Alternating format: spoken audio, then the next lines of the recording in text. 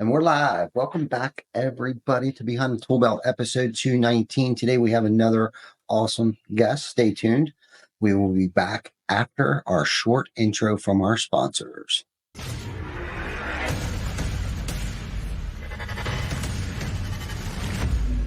TC Packer. Roofing, siding, windows, gutters, solar.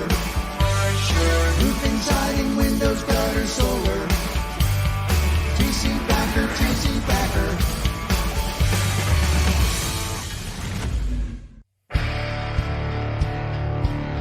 My name is Ty Backer. The name of the podcast is called Behind the Tool Belt. Thank God this isn't live, or is it? You assholes go live. We might be here for a while, so buckle down. I have a sneaky suspicion we are live. Are we live? Yep, live and in studio. I'm very nervous. Happy Wednesday, everybody. Hump day. Yes, February 28th. Mark it on your calendar. Every Wednesday at 12 p.m. Eastern Standard Time. Like, love, share, comment, YouTube, Google, Apple, Facebook, all that good stuff. Today we have another fantastic guest, one of my best friends, one of my favorite people in the whole world. I was just telling him, Steven Spence, how grateful I am to have him in my life today, along with Vic. I put him in there right up there with Vic, that I know I could rely on either one of those gentlemen at any given time throughout the course of the day, evening, weekend, holidays, that they would be there for me. So Steven Spence, man. 100%. I couldn't agree more. Oh, look at that. Even a cheers. Feel like there should have been like a lovey sound. There should be like little huggy emojis. I just posted fluttering. I just posted here. I just posted a little huggy emoji. Okay, there you go. Keith Overmire, what's up, man? He's one of our customers, and you know Keith. Yep, love him. Great dude. I love Keith. Yep. He just sent. Can I say something? Can I? Yeah, I can say whatever I want. He just sent me a Facebook message like a week ago that basically said, "Hey, man, we just sold a job. Some customer came in pre-appointment, and my wife showed him or her, the customer, the prospect, project map it, and the dude was loving it. And then I went out to the house and did the appointment and sold it just like that. He's like, thanks for a badass program." So I asked Keith if I could post that on my socials. He's like, yeah, hell yeah, of course. So thank you, Keith, for that. And then on top of that, you know how I was just talking to Mike Ippoliti, maybe Victor, I don't know, but I was talking to some people in the office here. There's these Facebook posts that keep popping up that says, you're infringing on copyright, blah, blah, blah. Oh, it was you, Vic, too, right? And somebody commented in Keith. So Keith, somebody commented that I was infringing the copyright, whatever, and I needed to take it down. So for whatever reason, I took Keith's picture of his Facebook message down to me from my Facebook page. And then immediately when I took it down, I'm like, God damn it. I totally, like, that's a total spam comment. Why did I just do that? So it's on my other socials, Keith. No, it's all good. Yeah. Keith is a good dude. He's great dude. I met him at a Revolt retreat. I think in Austin, Texas, over the winter or summer months. I believe that was a great big shout out to Revolt and Hunter Blue and Diego Dante and the rest of the team over there. But met him. He was actually my roommate. Got to know him well. Ate lunch, breakfast, dinner with him. Gory stories, good stuff, laughs, cries, all that good stuff together at that because they're not what everyone I think thinks they are when we go to these retreats. It's pretty hardcore. Like I know to work out like significantly before we go, just to kind of stay in shape to keep up with everybody. The youngsters. Yeah, the youngsters. Like I didn't want to say that because I'll beat every single one of their asses. But well, if I was there, you wouldn't beat my ass, just so you know. You never know. And I would out push up, run. I'd kick your ass in a pillow fight though if you're my roommate. Dude, I am a very good pillow fighter. Oh yeah. Yes. I'm the best.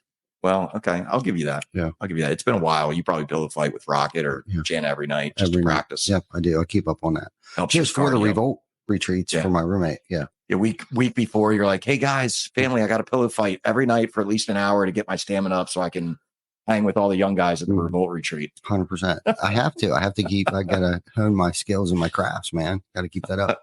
What's up, Diego Dante? Especially in a pool. I am the ninja of water splashing.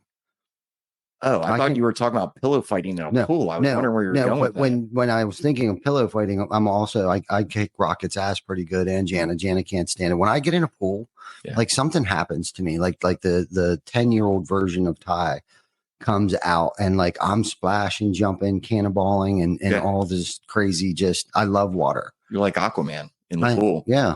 And Janet and Rocket do not like that. No, they don't like it when Aquaman. Yeah, just calm down. Yeah, appears. So yeah, no, love it. All good stuff though. Gotta stay agile. Gotta keep moving. Yeah, no, it's true. And gotta have fun, right? Like let's have fun. That's one thing that I started to say myself in my prayers in the morning before I come to work is that, let's have fun. Let's make this a fun, good day. And I try to remember that throughout the course of the day. And we talked, I think you and I talked about, I know Glenn or Vic and Glenn have heard the story why I changed my signature. Yeah, I talked to you about that, about the energy bus. I read that book. I talked to Ken this morning, and Ken just finished the energy bus by John Gordon this morning.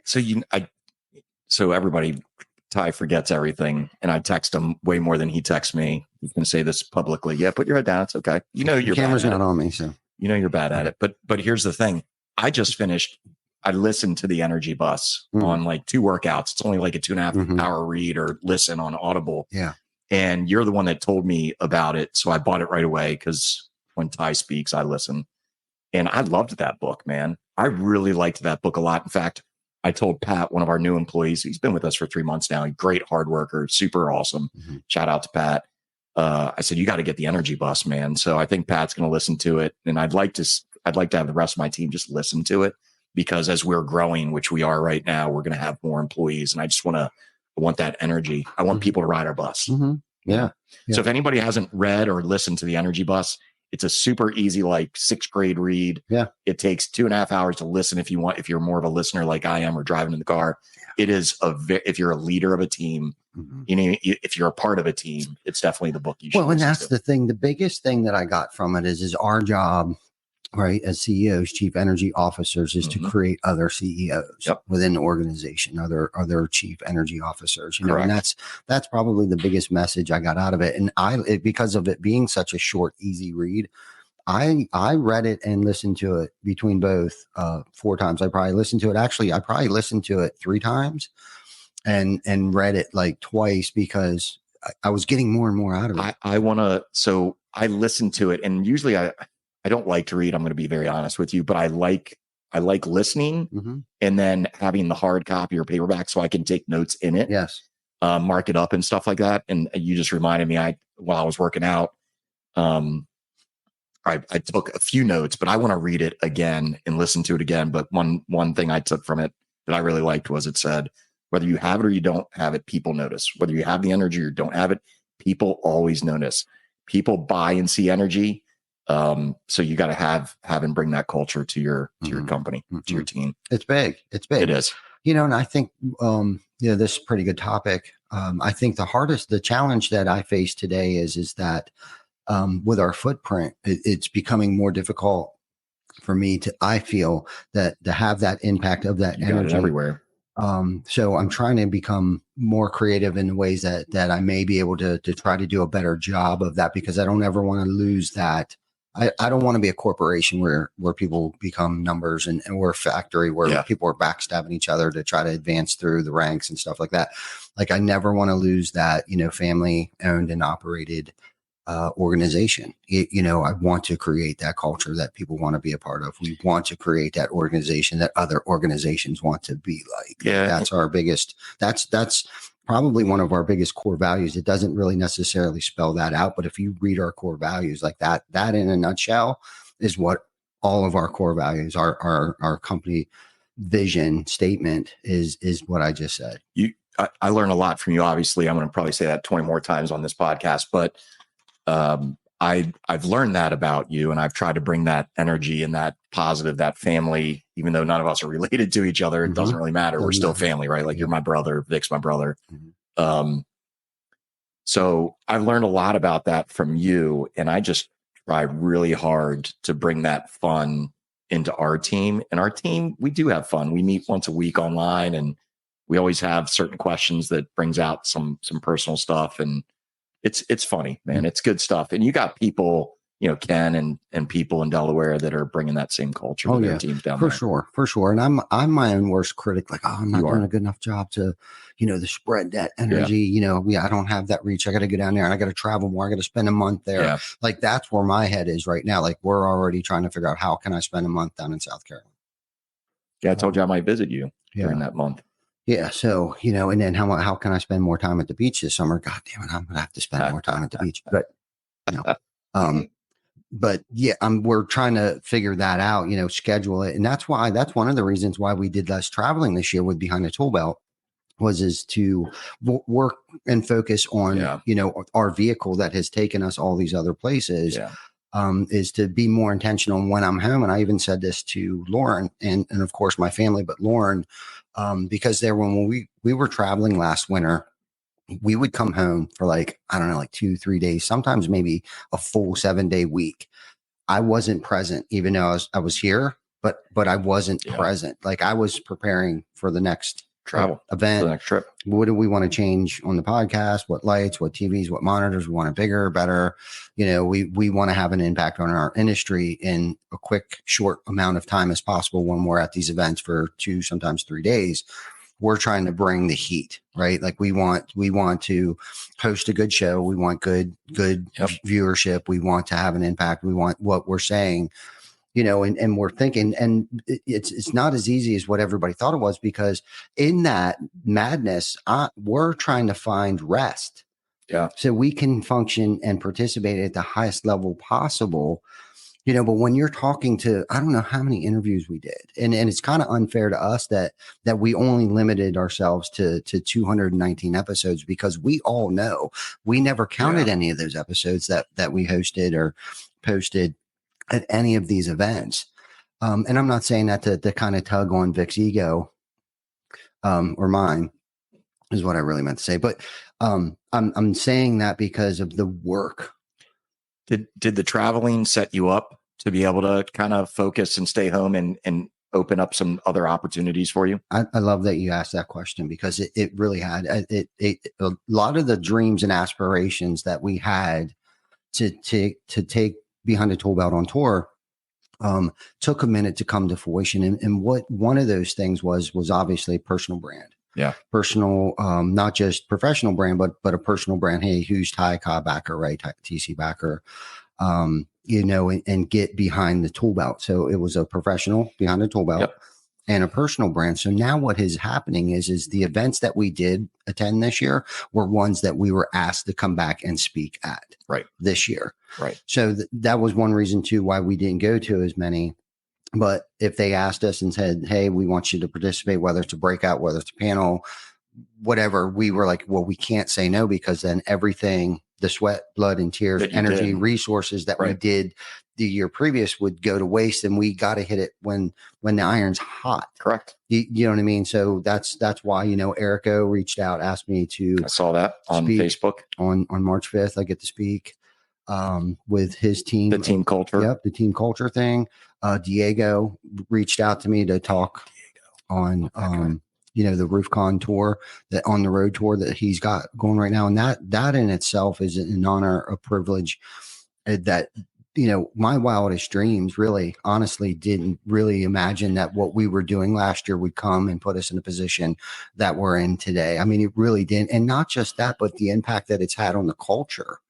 Our team watching us out there grinding, and we've been able to take a couple people from our team. So, and one of the reasons why we did that was to try to get everybody to participate and help those that could come with us, like Glenn, Ippy, John, I think Ken came with us down to RoofCon. We took 26 of us, not even counting myself, full down to RoofCon, because the educational part of it, plus the, free labor, to help us set up. And things like that. Plus, then they could see too behind the scenes, because Howie, that works for us. Like, there, when we started doing this, I would get with Howie, and he's our master carpenter here, and he'd be like, well, have fun on your vacation. And man, that would just get under my skin. So it's not a vacation, dude, man. like, It's we're hard. not going on vacation. Like, he couldn't fathom what it was we were doing. But I think the impact that it has had on the company, the entire umbrella. We have multiple companies within TC backer, sisters, affiliates. Yep. father, brother, sister, aunts, uncle companies that are under this umbrella here, and it has impacted. And especially since we started to go on tour, the sales team's landing jobs because of our YouTube channel. Horizon Lawns, we have a landscaping business as well, is picking up leads from that, because here we are transparent, right? Yep. Like, so we kind of own the authority. Like we're the authority in our space. Like, obviously we know what we're doing. We talk about this stuff every week. Yeah. Here's the owner every week doing this. I mean, and it's so much deeper than that. Well, I relate to everything that you're saying. I'm definitely, obviously we're on a much smaller scale with my company, Project Map It, but I've been actually traveling a lot this season. Yeah. So I've been speaking and presenting for Certainteed at their events. They're renting out NFL stadiums throughout the US. So, in March, I'm in Denver at Mile High Stadium. Then we go to Atlanta at Mercedes-Benz, and we go to the Indianapolis Colts Stadium. The presentations have been great, and it's been really good for my team. Same thing that you just said. When we go out in Denver, we're bringing our entire team. Our entire team in the States is 4 people, but we're going there, and then we're going to spend an extra day there and do some team building. They have learned a lot just being there, talking to a lot of people.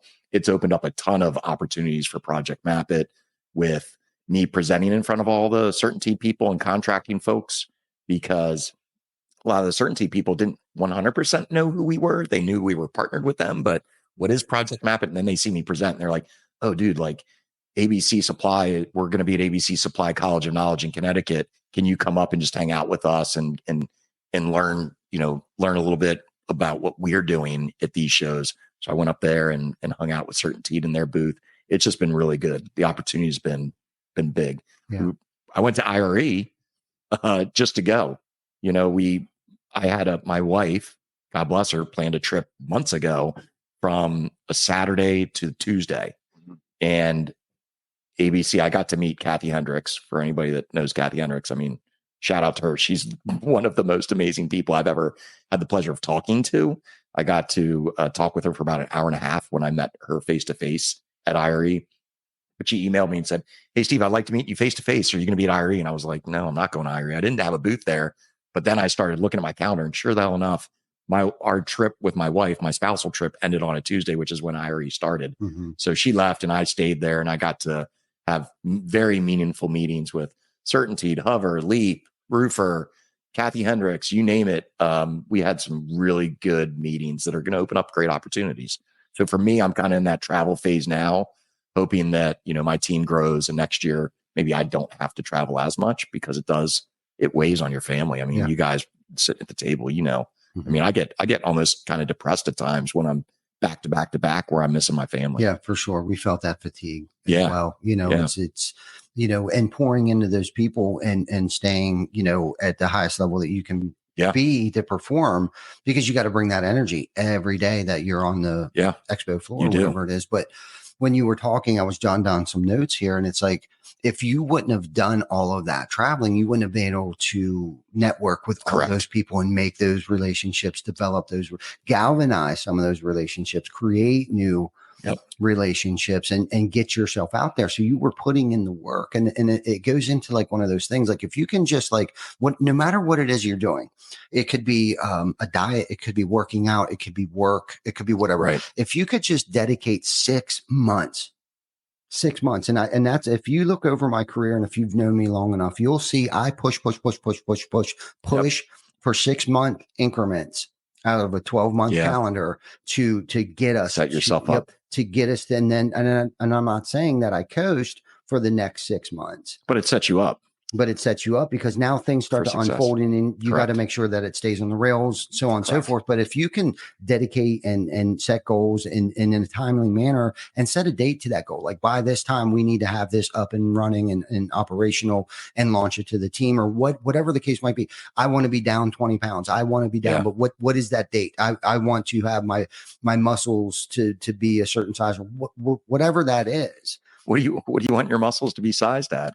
I don't know. I know they measure it. So I don't know what's like, is it 12 inches is like a goal that I don't know, but whatever that goal is. My team has, I mean, I love my team, right? Like, again, we like to say we're lean and mean, small and strong.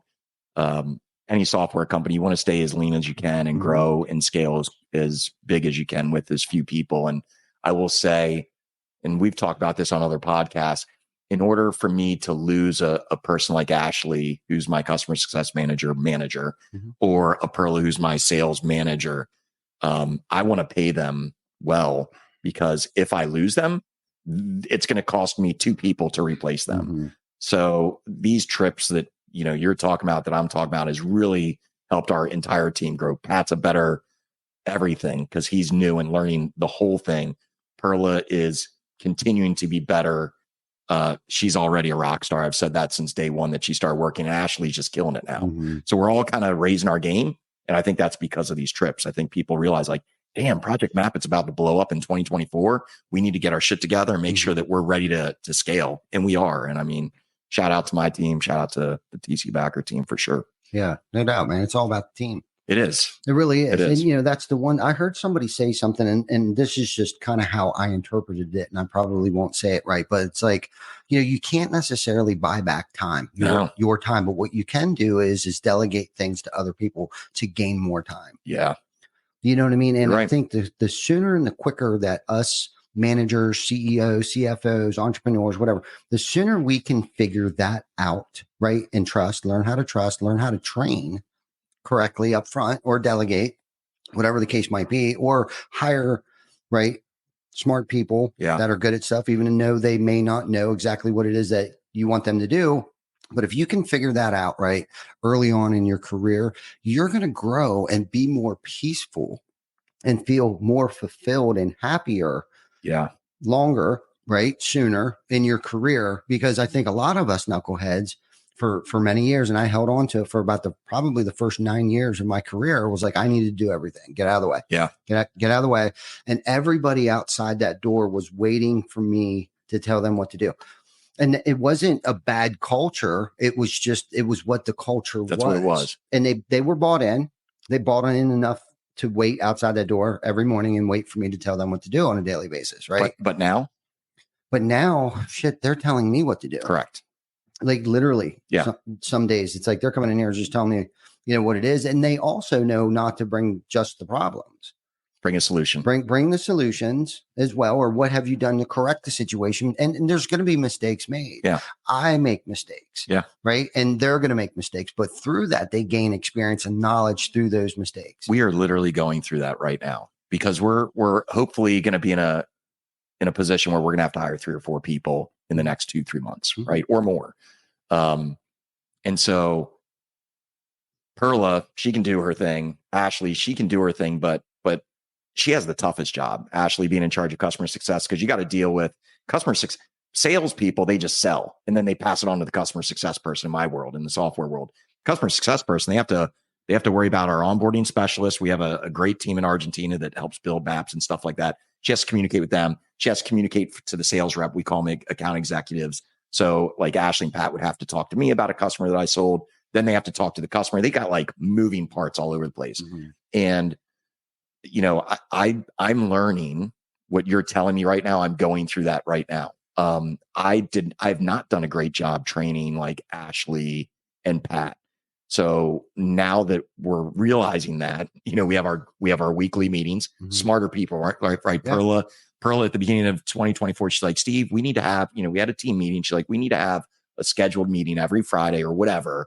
So our team gets together and we talk about what's going well, what needs to be fixed. We started doing that. Our company's already better, right? We're building out some knowledge bases and some training manuals for future employees that we're going to hire. And our team is the one that's really coming up with everything. It's not me. So I love it. It's allowing me to trust that Ashley and Pat are doing their thing. I don't have to worry about Perla's doing her thing. I can see Perla's doing her thing because sales are like my phone. My phone pops up another sale. I'm like, hell yeah. So I can do things like this. I can travel to Buffalo and meet my friend Mike Stearns to do some video stuff up there, and all that stuff is me working. It looks like, this is fun. Don't get me wrong. I freaking love coming here and seeing my brothers and my family here, but it's also helping grow the company. Of course. And I can do that stuff and my network is my net worth. Yeah. I beat you to it. I didn't let you say it this time. I got it before you. but that's exactly what we're doing. And the company's kind of coming together. It's pretty fun. Yeah, I love it. And It's cool to see. I love to watch it. It is cool to see. It's cool to me watch it and vice versa. Correct. We had our business meeting every other Tuesday. And man, I barely say anything. Yeah. In the meeting, and listening to them, how they figure things out and the things that they're building. And that's why we hold it anymore. Yeah.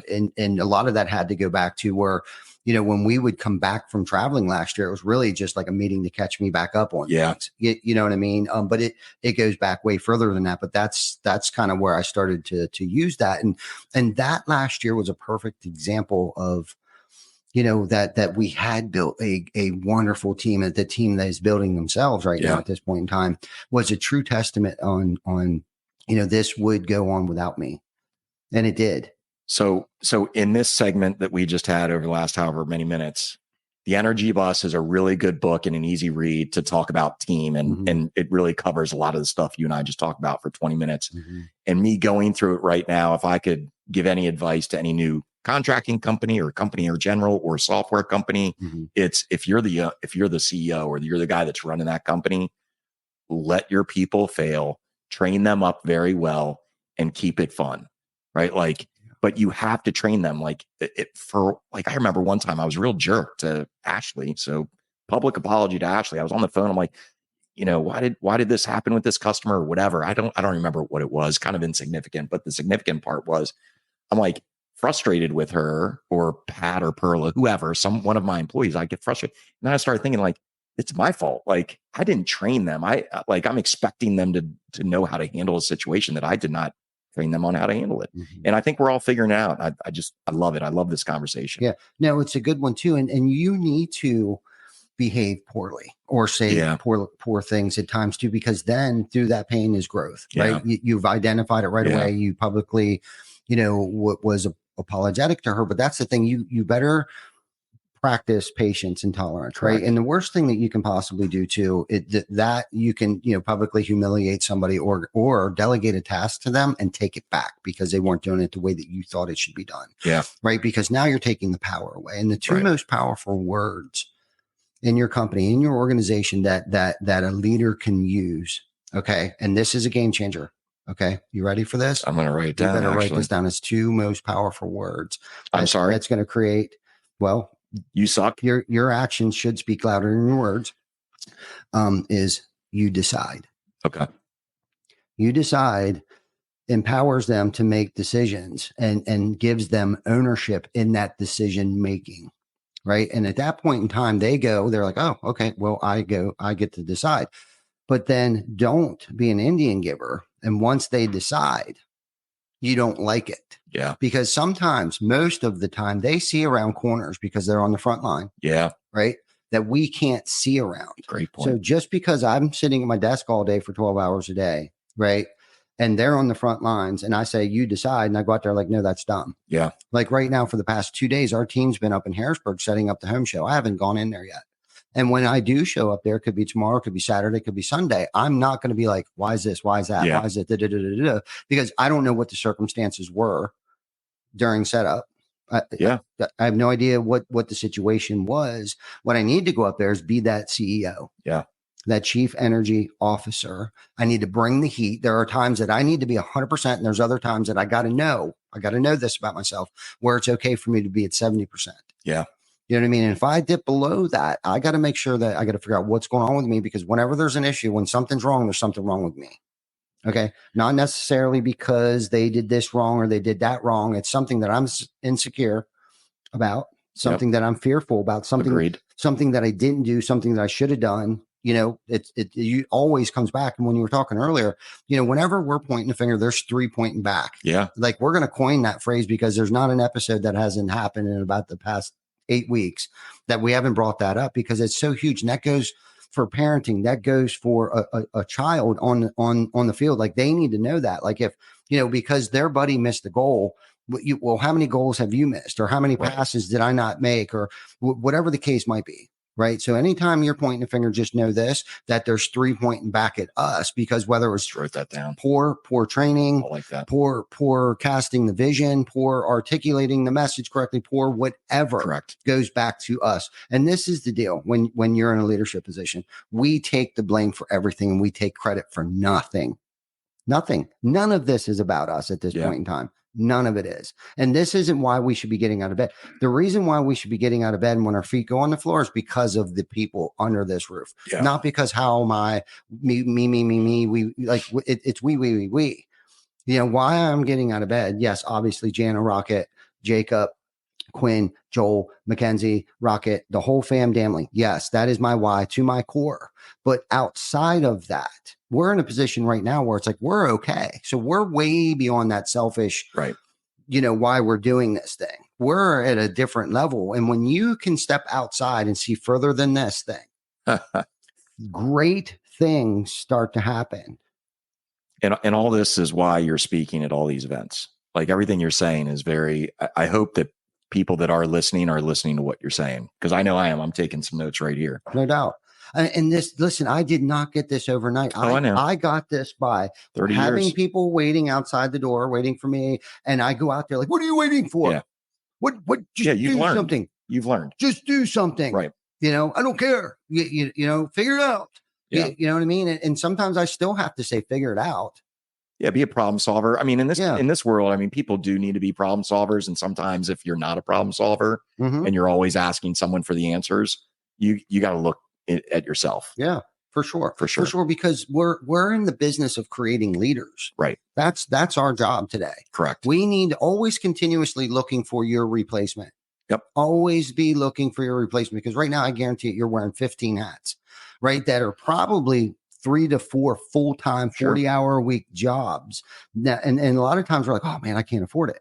You can't afford not to find somebody to do these mundane data entry. Dude, I was responding back to email, whatever crap that we think no one can do an email better than me. Dude, I forgot how to type without spell check. I mean, 2 mornings ago, I was up at 3:45 and worked pretty much all day. Yesterday I started around 6 and was up till 12:30 last night working on freaking, I wanted to cuss there, spreadsheets. But yeah, man, I mean, you got to work hard. You got to grind hard. I've talked to people sometimes and they're just, you know, their answer is you can tell they just don't want to put the work in. Yeah. Well, and don't surround yourself around people like that. The energy bus, man. Yeah. They talk about that. All right. So we're going to change segments here. If that's okay. I got something for you here, Ty. Okay. So I've been on a bunch. Again, for those that don't know, I'm the sloppy seconds that Ty uses when he doesn't have a person for his podcast. Horseshit. It's horseshit. I mean, you actually did ask me to come to this one. Usually it's Ty calling me and saying, hey man, someone canceled. Can you drive up here and hop on this podcast? I think once or twice I might have said. But just to change things up a little bit, first of all, I loved that conversation. That might have been one of our better conversations. But I have some rapid fire questions, and we're going to call this segment "Get to Know Ty." Oh boy! So I have 3 different themes, and see how Ty's butthole just got real tight because he knows it takes him like more than 5 seconds to process a question and to answer it, which is why this segment's going to be fucking phenomenal. All right.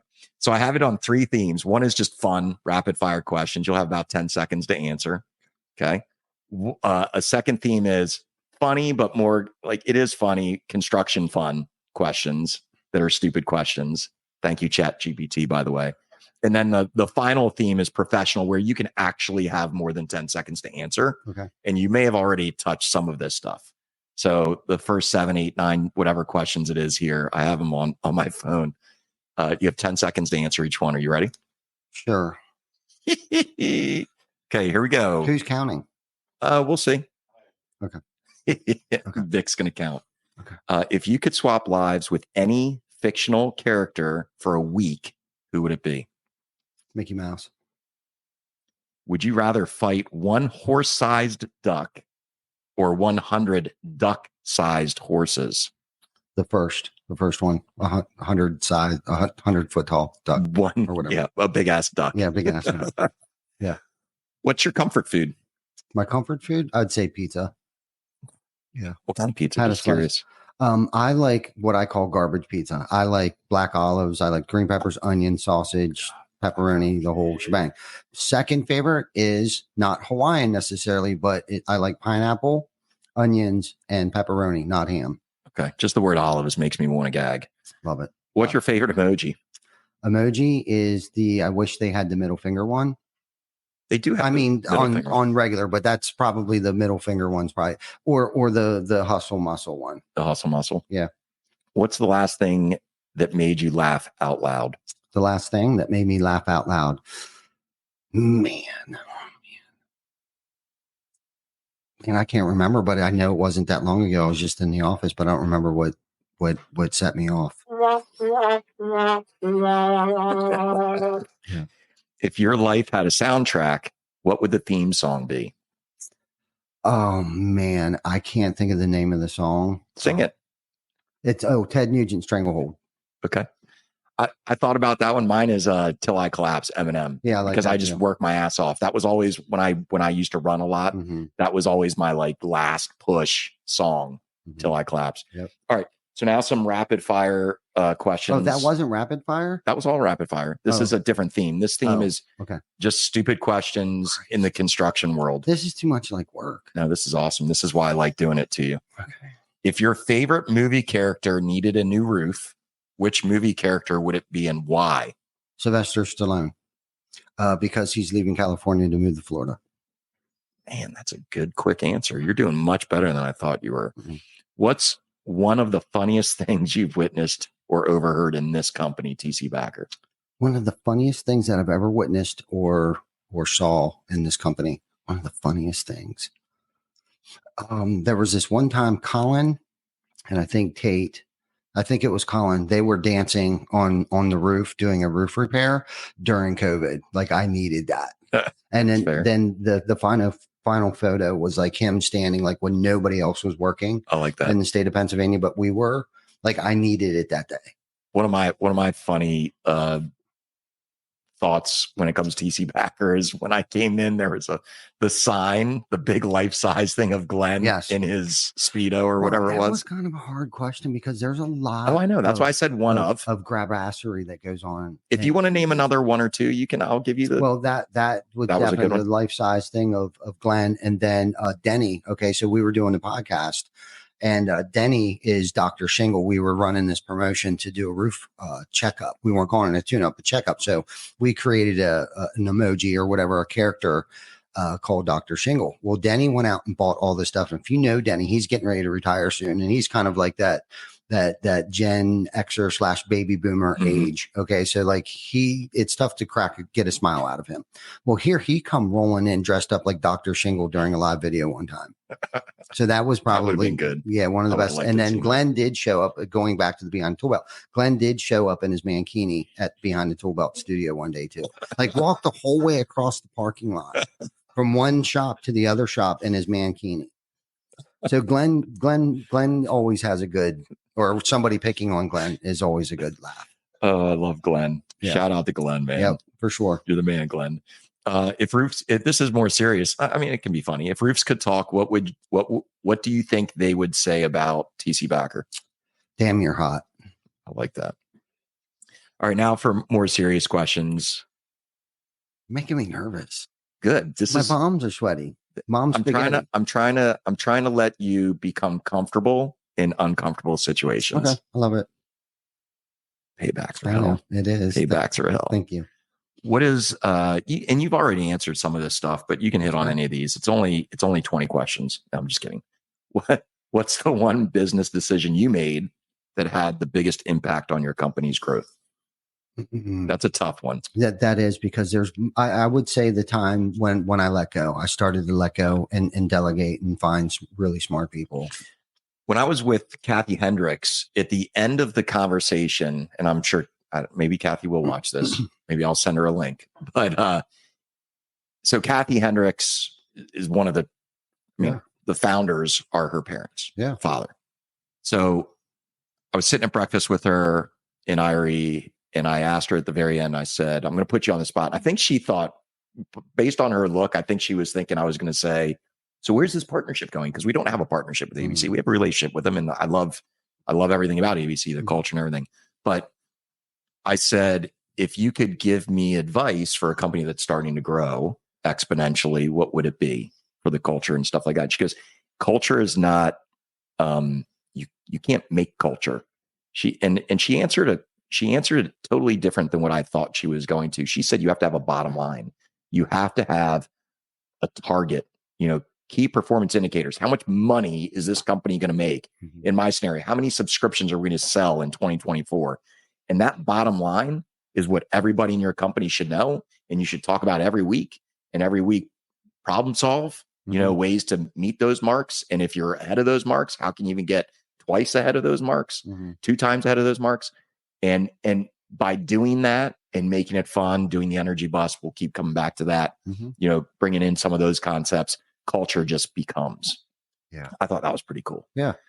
And there's different types and forms of culture too. And if that's her approach, that's good too. But I wouldn't want to make it money focused. Yeah. Or driven.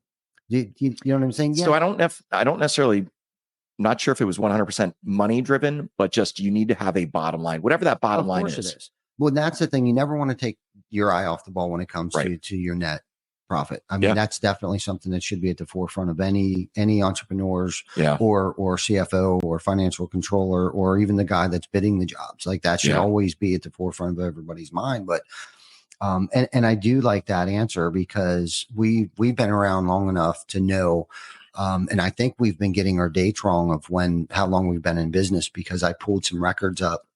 I think I'm about a year off. Longer than doing this longer. So I don't really like to tell people that too much, because I'm still figuring this thing out. Right? On a daily basis. Man, I just totally lost my train of thought. What the hell were we talking about? Where were we going with that? We were talking about. So we've gone through the recession, right? And I think early on in my career, it was more about the revenue, the top, the very top, not the gray area, but below the gross. And not to even really talk about this too much, but I think early on I was more concerned about revenue and didn't know a whole lot about net. Yeah. And then recession hit, made it through that 2008 hit. But when I bought my house. When it started to get a little sketchy was 9 and 10, whether people remember that or not. And that's something that I don't ever remember. And luckily, being in that position of, startup roofing company, been doing roofing with another company prior to that. But also in a managerial position, we were more so like focused on, getting customers in, getting clients in, beefing up the revenue so we could pay our bills. But, that was just like a till. It was just, you know what I mean? At that time, I wasn't really looking at like what was sticking, what was staying. I didn't have that, pay yourself first mentality. Okay. And that sounds kind of selfish and greedy, but I've read enough books. I've been around numbers, big numbers, right? Like, there should be a certain amount of money each week, because we get deposits each week that go into an account that just stay there right off the top, whether that's $500, whether that's $5,000 every week, that should go in there, because you shouldn't be, a business is like a household, right? Either you're living from paycheck to paycheck or you're not. Yeah. Right. You're trying to throw something back in savings each week off your paycheck. Well, your business should ultimately be operating at the same level as, whether you're reserves. Reserves. You should always have. You should have liquid, right? And if you're that mindset of pay the bills, first mentality, you're never going to have anything left over. So if you don't take it right off the top and put it in there, and again, I know this sounds like a selfish thing. We've never gone without paying anybody. And I can look you straight in the eye. We've always have paid our bills by the grace of God, the skin on my teeth and hair on my nutsack. Somehow we've been able to make sure payroll has always. You don't see, I'm sorry, you can keep going, but do you have hair on your nutsack? You don't manscape? Back in the day. I need to buy you razor or something, man. You're an old dude. Yeah. Because people usually shave stuff now. Bikini Bear. It's funny you should mention that. I was just talking about having that reserve. Yeah. So we have a really smart partner of ours, Ryan. Shout out to Ryan, my guy. And I call him the smart guy of the company, but we want to have a reserve. And for me, like I've told this story before, but in 30 seconds or less, for those that don't know, I was a special education teacher for 20 years. And a guy hired me. I was the first hire, project mapping in 30 days, 2 months, whatever it was in. It was very quick that he was basically like, you're on your own. And I had to learn this construction industry after being a teacher for 20 years. Long story short, I went from like, almost close to 6 figures as a teacher at that part of my career, down to like my first year, I made $37,000. My second year, I made $50,000. So it was interesting. I can honestly look at you in your face right now and say that we actually have a good amount of reserves in the bank, and it's so refreshing. In fact, I just texted all my partners this morning and said, hey, we have X amount of dollars in the bank. We need to get a little more, but it's the first time that I don't have to worry about, like, there were 3 years where I was like, okay, I need to sell like two more subscriptions in order just to pay the bills. Well, so Kim and Kim's been here 10, probably coming up on 11 years now. What we did early on, because we only grew as fast as the cash would allow us to do. That's a double-edged sword. That's us right now still. Yeah. Which is great, especially early on. Only grow as fast as the cash. And this is something else for a startup company. I feel like don't go and get a business plan and go to the bank and, hey, we need $100,000. I don't necessarily believe in that. Okay. I believe work your ass off. And if that's for the first 3, 5, 10 years in my case. 6 for me right now. Right. Because overnight success doesn't happen until the first decade. I'm just saying. Before. Okay. First 5 years into it, I don't think we saw a profit until then. Yeah. You know what I mean? Where we could actually start doing what I'm talking about right now. But what we did is in our prudent reserve, we didn't have lines of credit. So we created kind of our own line of credit. So to elaborate more on what I was saying, like make sure you get paid first. I'm not saying myself. Yeah. You make sure the business, right, should have something put off to the side each week when deposits are coming in. We're a cash flow business. Kim does deposits at least twice a week. And, but anyhow, what we would do, and it was in the same bank account, but in QuickBooks, you can break things out. And we had a cash account in QuickBooks where we would move money over. It was the same bank account. We would move money over. And what it is if we didn't run below that. That was our prudent reserve. If it was $5K, we never went below $5K. Right. If we owed 2 people $10,000 each, we would send them, we'd make a phone call. Hey, look, we don't have it. And you got to get callous to this. Sometimes you got to juggle things, right? Yeah. But you got to have the communication open. Yeah. You have to have that line of communication open to that right person, the person that matters, not your sales rep, not anybody, because you don't even want them to know these kinds of things. You get a hold of their accounting people. Like, look, I know I owe you 10 this week. I can give you 5 this week. By Friday next week, I'll give you another 5. Worked every time. Okay. So we never dipped below that because God forbid you made an error in your checking. Yeah. Okay. And something about, so if you don't have that prudent reserve in there, you need that buffer. You can't live paycheck to paycheck. A household can't, and a business definitely cannot live paycheck to paycheck. Now, since then, we've created other bank accounts. We have different business. We have the Rocket Group. We got Horizon. We got TCB Rentals. We got Backer Exteriors. We got TC Backer Construction. And the list goes on probably. So we have all of these. Some of them are just LLCs that we have. Rocket Group bought this building that we're in.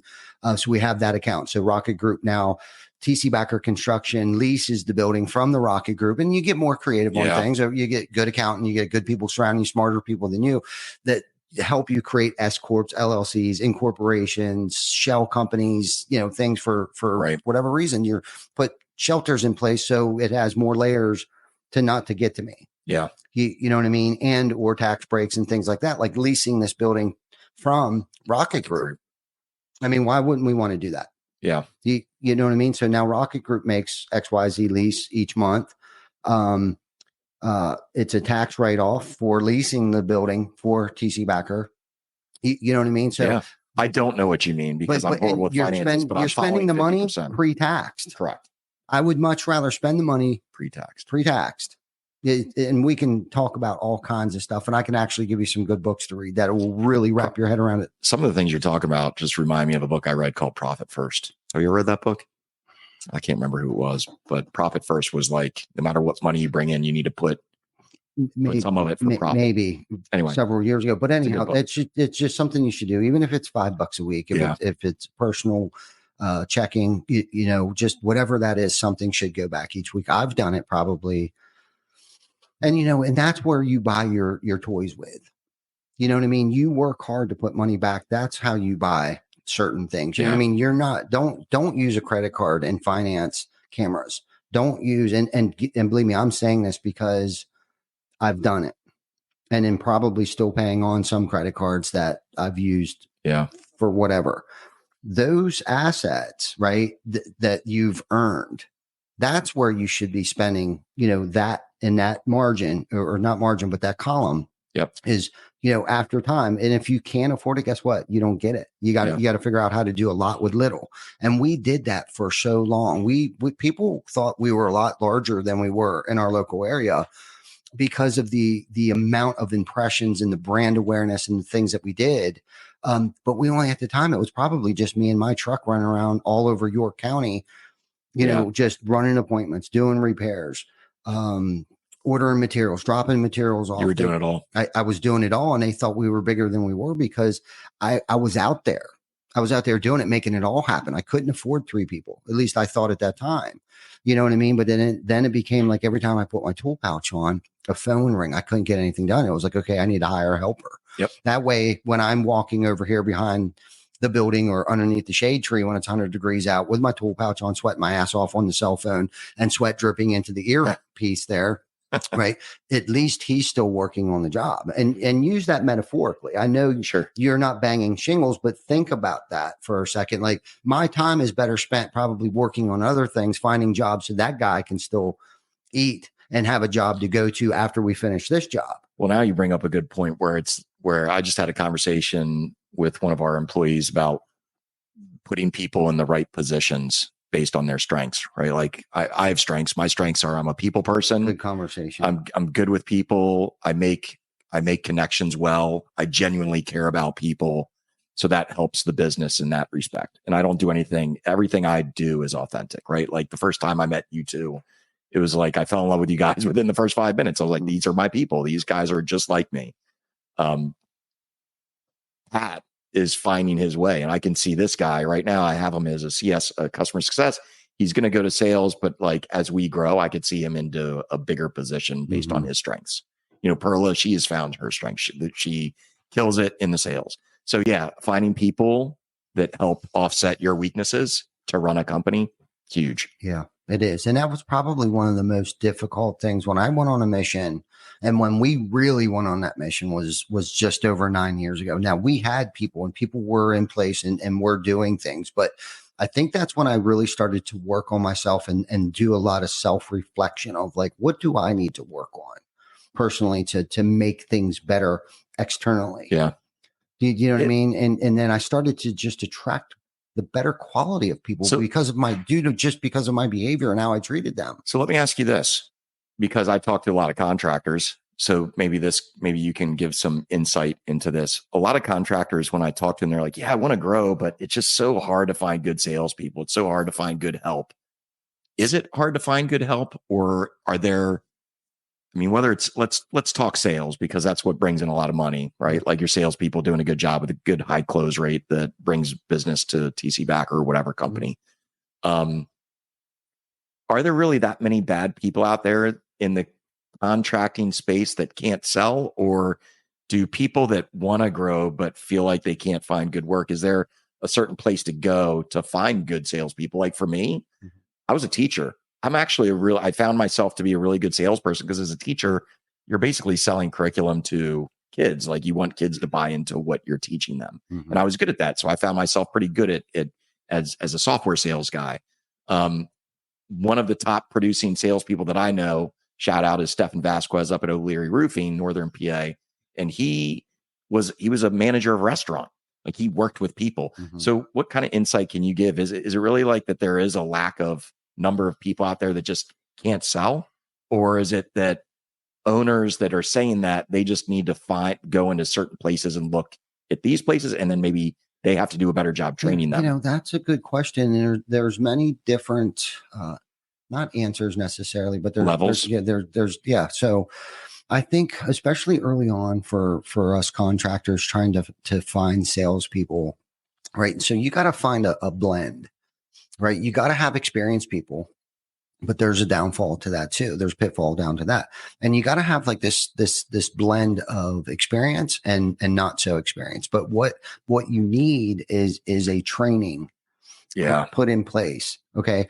Chances are with those that are experienced, they're not going to follow the process. They're going to probably be your biggest problem, at least from my experience. Not all the time. Makes sense. Not all the time. If they've come from a different company and they've been doing it for several years, it's really hard to break those bad habits and comply to the SOP that we have in place here. Right. But if you have a super duper training platform, and believe me, this is a living organism. You'll never get it right. What worked 6 days ago will not work today. So it's continuously evolving.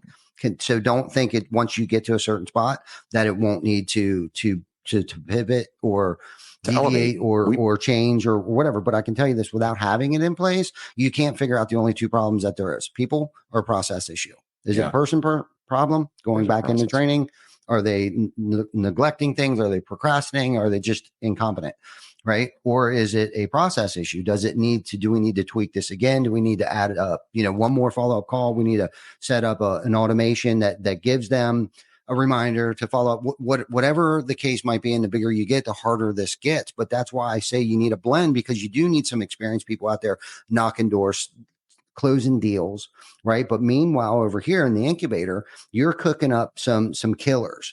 Yeah. Preferably not from the industry, but from the hospitality industry. There you go. Those that did bartending, those that did paper routes, those that did, they can be in door-to-door sales, but not necessarily come from the roofing. They can be a waiter, a waitress, a bartender. Those people that are just people and are willing to learn and find their pathway to six-figure success are the ones that you're looking for to join your team. Yeah, right. And the way that we don't really care what you know.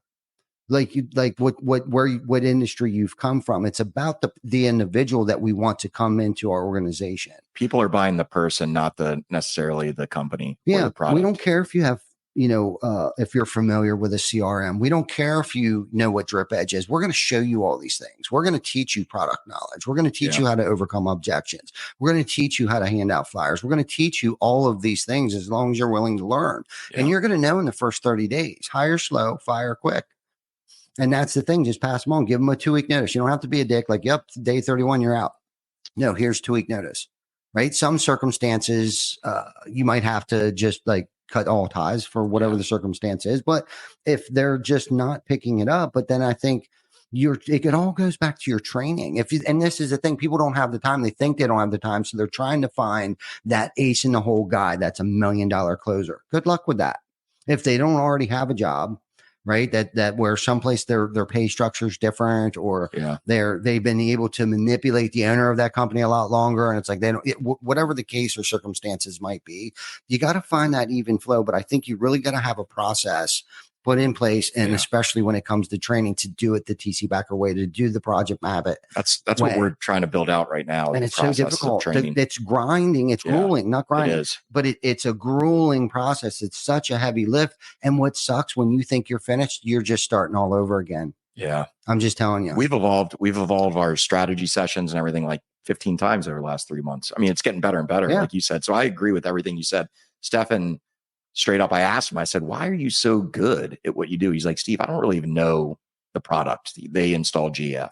I don't even know the product very well. Mm-hmm. I'm just really good around people and they like me. Yeah. So I know enough about GF roofing to know what I can tell them, but they just love me. Right. And if you got a killer company supporting them, yes, they are buying from them. But if you've only been in business for 6 months, or they have no idea who you are, and this goes into another topic, like why branding and brand awareness is so important, much more important than marketing. You can market the shit out of you, but if they don't know who you are because you didn't brand, and you haven't set up that presentation, like it's an impression, like the home shows. Home shows are huge for us. So when you're talking about branding, what are, like, if I'm a new company 6 months in, what branding should they be looking at doing before they start dumping a ton of money into like Google ads and stuff? What are the top branding things that you should be doing? Truck wrap, yard signs, home shows, things that get you out there. Instead of waiting for the phone to ring, you go out there. And whatever that requires and encompasses, Direct mail. Direct mail won't work by itself. You need to be canvassing those neighborhoods. Right. Right. That's the new SEO today is canvassing. Canvassing. Hands down. Get the thumb out of the butt and get out of your truck, get out of your office and print out flyers. Go to frickin' Staples and create a flyer and get out there and put at least 3 strategic yard signs out there. And it's called success by proximity. If you're not out there, nothing's going to happen. But if you're out there, you're going to run into one person. And then the statistic is per 100 flyer equals 1 phone call. So if you have a team of individuals that are out there handing 100 flyers out a day, which isn't hard to do, to go to Target parking lot and put 100 flyers under windshield wipers. That's quick, fast, You're and getting hurry. at least a call. Yep. And if you got 5 people doing that, that's 500 a day. You do it 5 days a week. That's 2,500 flyers. That's a touch point. That's branding. That's brand awareness. Even though it might fly off the thing and they crumble it up and throw it away, you just made an impression. The name of the game is he who gets the most touch points first wins. Do not even give them the opportunity to search roofer near me. You want them searching TC Backer Construction. That's how you get 10,000 views to or people to click on your website a day. That's how you do it, not because of roofer near me. Get out of your truck. I have a shirt that says that. Get out of your truck. Do you truck. know a company that does canvassing? We do. We do. Lead Scout. Lead Scout, one of our proud sponsors. Live, eat, and breathe by Lead Scout here. I just had a conversation with Chris yesterday. Yeah. He called me. It was awesome. He called me and I'm like, dude, what's up, man? I haven't talked to him in a while. So we had a really good conversation for about a half hour. I love that guy. Yeah. And it works. It does. Right now. So now we don't have to talk about it, but it works. It does work. It totally works. You're right that the new SEO, especially now, is it's the new SEO. I'm not saying Google isn't powerful. It is. Okay. But you have to have the directory. Presence. It's the directory. Right. Okay. For them to search Google or roofer near me. Yep. Or for your name. Correct. You want them searching your name. Don't give anyone else the opportunity. Right. You need to get out there and give those 7 to 11 touch points. And you can easily do that in a neighborhood within 3 days. Yep. Within 3 days of one day of canvassing a neighborhood, park the truck, 3 yard signs and flyers, go back another day, do it again, door hangers, whatever. Yep. Set up a drip campaign, 3 postcards, 1 handwritten note. So that's 3. Door hangers 4, the 3 yard signs is 3 more. That's 7 right there. And then next thing you know, they saw a yard sign a street over. That's 8. They saw a billboard. That's 9. Next thing you know, you got 11 because they saw the truck at the gas station the next morning. And next thing you know, your Facebook ads are showing up. You know how that shit works. I do.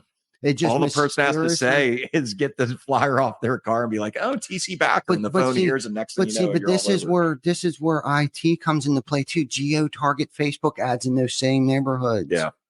You know what I mean? You don't even have to spend the money on Google to do that. You can do it for $1 a day. Yeah. $1 a day, $10 a week, $7 a week, whatever. You should be getting paid for this podcast. People should be sending you checks for all the knowledge you're dropping. That's how you do it. That's how it's done. You can't sit around and wait for that phone to ring. Why isn't my SEOs working? Dude, that takes 3 years. Yeah. We've had the same website for 17 years. Yeah.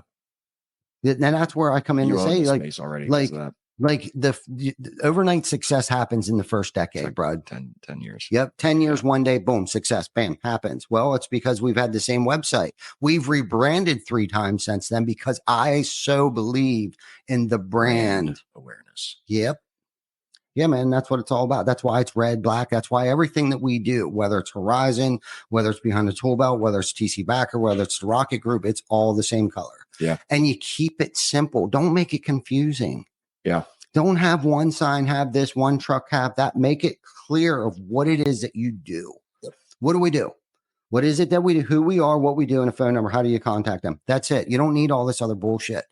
Billboards, we don't even put phone numbers on anymore. We just want them to see it. Boom. That's it. So they Google it. They Google it. Google us. Yep. Not roofer near me. Yeah. That's how powerful brand is. Joe Hughes talks about it. Joe Hughes is the master of the 5 Mile Famous. He is.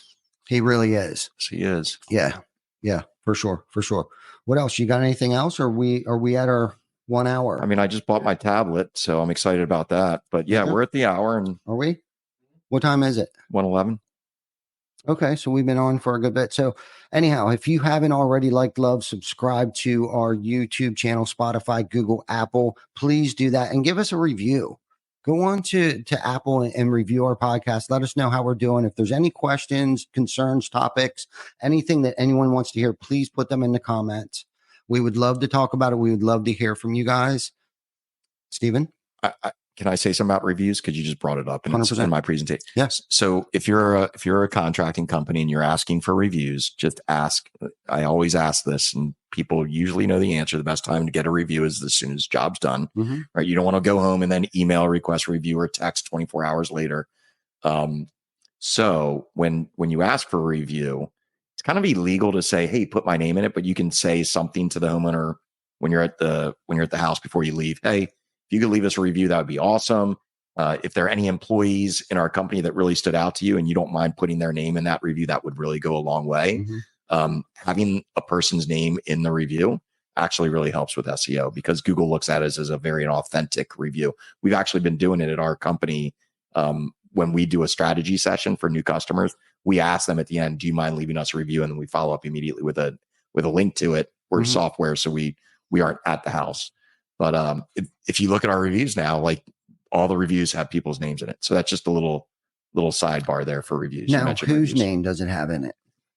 Try to have an employee's name. Oh, okay. Right. So the salesperson. So the salesperson says, "Hey, can you leave us a review? If you don't mind putting a name, whether it's my name or someone else's name at the office that really stood out to you during this process, this journey with TC Backer, that would go a long way. It actually helps with our SEO, which would be great."